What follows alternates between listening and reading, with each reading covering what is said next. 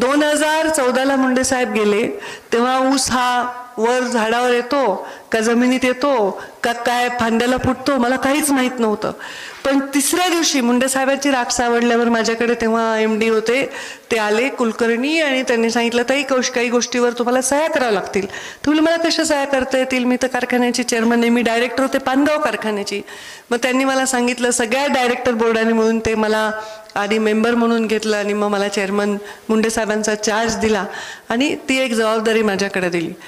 त्याच वर्षी 14, 15, 16 इतका दुष्काळ, ऊसाची बिलकुल कमतरता आणि मुंडे साहेबाच्या काळात जे लोन घेतलं होतं ते लोन बॉयलर हे आपलं कोजन बांधण्यासाठीचं लोन होतं आणि ते लोन घेतल्यानंतर कोजन वेळेवर झालं नाही आणि आपल्याला भरपूर व्याज पडलं, त्याच्यामुळे आपलं डिले झाला, एक सीझन वाया गेला, त्यामुळे ऑलरेडी कारखाना नुकसानीत होता. दुसरं कारखान्यामध्ये MSC बँकेतून लोन